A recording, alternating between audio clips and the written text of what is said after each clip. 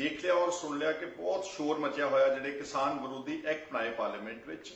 और सारे पंजाब और हरियाणा विच किसान जथेबंदियां ने बहुत वड्डे पद्धर ते धरने मुजाहरे हले भी जिहड़े जारी ने। बल्कि एक किसान की बड़े अफसोसनाक मौत हुई आ बादल पिंड के बाहर जिहड़ा बैठे सी, शायद अक्कामाड़ी पिंड सीगा उन्हां दा मानसा। साडी हमदर्दी उस परिवार दे नाल है। मैं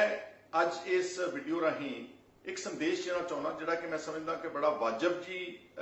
गल है। अगर देश की सरकार ते पार्लीमेंट चाहे तो वो इसका बड़ा शांतमई ढंग दे नाल हल किया जा सकता, क्योंकि मोदी साहब ते बीजेपी ये दलील दे रही है कि ये जिहड़े सारे किसान जिहड़े हितैषी एक्ट बनाए ने असीं और इहदा सारे देश विच किसानां नूं फायदा होवेगा। और मैं समझदा कि कुछ हद तक ये नजर आ रही गल कि सिर्फ पंजाब ते हरियाणे विच इसका ज्यादा विरोध हो रहा, क्योंकि MSP का खदशा इन्हां सूबिਆਂ ਦੇ ਵਿੱਚ और कणक ते झोने की जिहड़ी रोटेशनल फसल है वो इन्हां दो सूबिਆਂ ਵਿੱਚ ਆ। शायद इसका इन्हां कानूनां का बिहार या आंध्र प्रदेश या तमिलनाडु विच इन्ना असर महसूस नहीं हुंदा होवेगा। इसलिए इहदा एक बहुत वायबल सोल्यूशन हैगा कि जिहड़ा साडा कॉन्स्टिट्यूशन है वो आपां नूं अलाउ करदा अगर किसी स्टेट को कोई स्पैशल प्रोविजनस देनिया, कोई स्पैशल अधिकार देना या उन्होंने कोई छूटा देनिया, अपना आर्टिकल जो कॉन्स्टिट्यूशन है वो अलाउ करता वा। मेरे को कॉन्स्टिट्यूशन तो डाउनलोड की हुई कॉन्स्टिट्यूशन ऑफ इंडिया की जी एक स्पैशल रिपोर्ट है। आप सारे जानते हैं कि जम्मू कश्मीर को आर्टिकल 370 के तहत पिछले 70-72 साल तो उन्होंने स्पैशल छूटा सीगियां और जो भी कोई कानून बनाती सी पार्लीमेंट ਉਹਦੇ ਸ਼ੁਰੂ 'ਚ ਲਿਖਿਆ ਜਾਂਦਾ ਸੀਗਾ ਕਿ ਇਹ ਜਿਹੜਾ ਲਾਅ ਬਣ ਰਿਹਾ, ਕਾਨੂੰਨ ਬਣ ਰਿਹਾ, ਇਹ ਬਾਕੀ ਸਾਰੇ ਭਾਰਤ ਵਿੱਚ ਇੰਪਲੀਮੈਂਟ ਹੋਵੇਗਾ ਐਕਸੈਪਟ ਫॉर ਜੰਮੂ ਕਸ਼ਮੀਰ ਔਰ ਇਹ ਪ੍ਰੈਸੀਡੈਂਟ ਨੇ। ਔਰ ਜਿਹੜਾ ਮੈਂ ਤੁਹਾਨੂੰ ਕਹਿਣਾ ਚਾਹੁੰਦਾ ਕਿ ਜਿਹੜੀਆਂ ਸਪੈਸ਼ਲ ਪ੍ਰੋਵੀਜ਼ਨਸ ਨੇ ਉਹ ਸਿਰਫ ਜੰਮੂ ਕਸ਼ਮੀਰ ਤੱਕ ਨਹੀਂ ਸੀ, ਉਹ ਤਾਂ ਚਲੋ ਹੁਣ ਇਹਨਾਂ ਨੇ ਵਾਪਸ ਲੈ ਲਿਆ ਪਿਛਲੇ ਸਾਲ। ਜਿਹੜਾ ਕਨਸਟੀਟਿਊਸ਼ਨ ਦਾ ਆਰਟੀਕਲ 370 ਤੇ 371 ਹੈ ਉਹਦੇ ਤਹਿਤ 11 ਸੂਬੇ ਉਹਨਾਂ ਨੂੰ ਸਪੈਸ਼ਲ ਪ੍ਰੋਵੀਜ਼ਨਸ ਅਲਾਉਡ ਨੇ। हर सूबे नूं अपने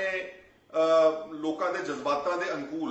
उत्थे कुछ रियायतां ते कुछ छूटां दित्तियां होईयां ने। और इन्हां सूबिਆਂ विच जम्मू कश्मीर तो अलावा जिहड़ियां स्टेट्स ने उहदे विच महाराष्ट्र और गुजरात, आंध्र प्रदेश, कर्नाटका, गोवा और जिहड़ियां नॉर्थ ईस्ट दीयां स्टेट्स है नागालैंड, असम, मणिपुर, सिक्किम, मिजोरम, अरुणाचल प्रदेश। और जिहड़ा यह कॉन्स्टिट्यूशन है इहदे विच समय समय अमेंडमेंट की गई है इन्हां सूबिਆਂ ਨੂੰ विशेष अधिकार देने लई छूटां देने वास्ते। और ये सारे जिहड़े बने ने ये आर्टिकल 371 उस तो अगे 371 A, B, C, D, E, F, G, H, I, J तक इन्नियां छूटां। और मैं पढ़ रहा सी, हुण आपां फिर ज्यादा डिटेल हो जाएगी। महाराष्ट्र नूं स्पेशल किसी तरह की छूट है और गुजरात नूं एक डिफरेंट तरह की छूट है। उन्होंने अपने लोड़ा मुताबिक पार्लीमेंट ने कॉन्स्टिट्यूशन को अमेंड करके आर्टिकल 370 और 371 ए तो लैके G तक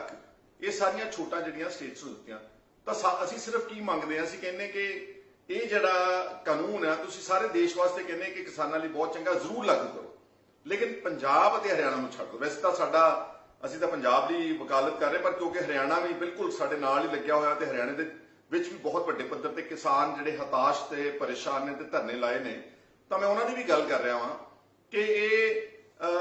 इस कानून नूं अगर पार्लीमेंट चाहे एक सिर्फ छोटी जी कहते पेशकश करके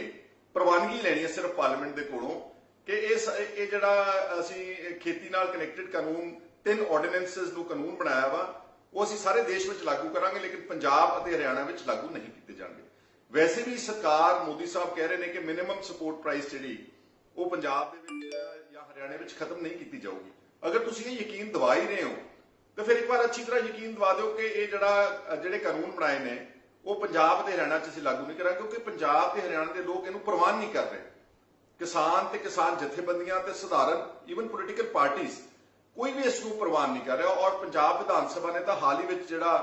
28 अगस्त नूं एक दिन का जो सैशन होया सी उहदे विच मता पास कर दिता। मता पास करके इन्हां 3 ऑर्डीनेंसिस नूं असीं रिजेक्ट कर चुके हैं। जो विधान सभा को मता पास कर दिया तो मतलब हुंदा कि पंजाब की 3.25 करोड़ आबादी ਦੀ ਆਵਾਜ਼ ਦੀ ਤਰਜਮਾਨੀ ਸਾਡੀ ਪੰਜਾਬ ਦੀ ਵਿਧਾਨ ਸਭਾ ਕਰਦੀ। ਤਾਂ ਡੈਮੋਕ੍ਰੇਸੀ ਦਾ ਸਾਦਾ ਜਿਹਾ ਅਸੂਲ ਆ ਕਿ ਜਮਹੂਰੀਅਤ ਵਿੱਚ ਜਮਹੂਰੀਅਤ ਦਾ ਜਿਹੜਾ ਅਸਲ ਮਕਸਦ ਕੀ ਆ ਕਿ ਅਸੀਂ ਦੇਸ਼ ਨੂੰ ਜਾਂ ਅਸੀਂ ਇਸ ਤਰ੍ਹਾਂ ਦੇ ਕਾਨੂੰਨ ਬਣਾਵਾਂਗੇ ਜਿਹੜੇ ਲੋਕਾਂ ਨੂੰ ਪ੍ਰਵਾਨ ਹੋਣਗੇ, ਲੋਕਾਂ ਦੀਆਂ ਆਸਾਂ ਤੇ ਉਮੀਦਾਂ ਅਨੁਸਾਰ ਸਰਕਾਰ ਆਪਣੇ ਕੰਮਕਾਰ ਕਰੇਗੀ। ਤੇ ਪੰਜਾਬ ਤੇ ਹਰਿਆਣੇ ਦੇ ਜਿਹੜੀਆਂ ਆਸਾਂ ਤੇ ਉਮੀਦਾਂ ਨੇ ਉਹ ਇਹ ਚਾਹੁੰਦੀਆਂ ਨੇ ਕਿ ਸਾਡੇ ਤੇ ਕਾਨੂੰਨ ਇਹ ਥੋਪਿਆ ਨਾ ਜਾਵੇ। ਇਹ ਕਿਸਾਨ ਵਿਰੋਧੀ ਆ ਔਰ ਸੂਬਿਆਂ ਨੂੰ ਇਹ ਡਰ ਵੀ ਹੈ ਕਿ ਸਾਡੇ ਅਧਿਕਾਰ ਖੁੱਸ ਰਹੇ ਨੇ। ਜਿੱਦਾਂ ਪੰਜਾਬ ਦੀ ਆਪਾਂ ਗੱਲ ਕਰ ਲਈਏ ਤਾਂ ਜਿਹੜਾ ਪੰਜਾਬ ਦਾ ਮੰਡੀ ਬੋਰਡ ਸੀ ਉਹ ਕਣਕ ਤੇ ਝੋਨੇ ਦੀ ਹਰ ਸਾਲ ਦੀ ਖਰੀਦ ਵਿੱਚੋਂ ਹਰ ਕੁਇੰਟਲ ਦੇ ਪਿੱਛੇ 6% ਸਾਨੂੰ ਉਹਦੇ ਚ ਆਟੋਮੈਟਿਕਲੀ ਪੈਸਾ ਟ੍ਰਾਂਸਫਰ ਹੁੰਦਾ ਸੀਗਾ ਔਰ ਪੰਜਾਬ ਮੰਡੀ ਬੋਰਡ ਦੇ ਕੋਲ ਲਗਭਗ 4000 ਕਰੋੜ ਰੁਪਈਆ ਹਰ ਸਾਲ ਕਣਕ ਝੋਨੇ ਦੀ ਜਿਹੜੀ ਖਰੀਦ ਸੀ ਉਹਦੇ ਤੋਂ ਸਾਨੂੰ ਆਮਦਨ ਸੀ। ਔਰ ਇਸ 4000 ਕਰੋੜ ਰੁਪਏ ਦੇ ਨਾਲ 65000 ਕਿਲੋਮੀਟਰ ਜਿਹੜੀਆਂ ਪਿੰਡੂ ਲਿੰਕ ਸੜਕਾਂ ਨੇ ਉਹਦੀ ਰਿਪੇਅਰ ਹੁੰਦੀ ਸੀ, ਪਿੰਡਾਂ ਲਈ ਵਿਕਾਸ ਕਾਰਜਾਂ ਵਾਸਤੇ ਦਿੱਤੇ ਜਾਂਦੇ ਸੀ, ਆਦਿ ਹੋਰ ਗੱਲਾਂ ਵਾਸਤੇ। ਸੋ ਬਹੁਤ ਸਿੰਪਲ ਜਿਹਾ ਸੋਲੂਸ਼ਨ ਹੈ ਔਰ ਮੋਦੀ ਸਾਹਿਬ ਨੂੰ ਤੇ ਬੀਜੇਪੀ ਨੂੰ ਇਹ ਮੇਰੀ ਬਹੁਤ ਨਿਮਰਤਾ ਨਾਲ ਬੇਨਤੀ ਆ ਔਰ ਸਾਰੇ ਲੋਕਾਂ ਦੇ ਜਜ਼ਬਾਤਾਂ ਨੂੰ ਮੱਦੇਨਜ਼ਰ ਰੱਖ ਕੇ ਉਹ ਪੰਜਾਬ ਅਤੇ ਹਰਿਆਣਾ ਨੂੰ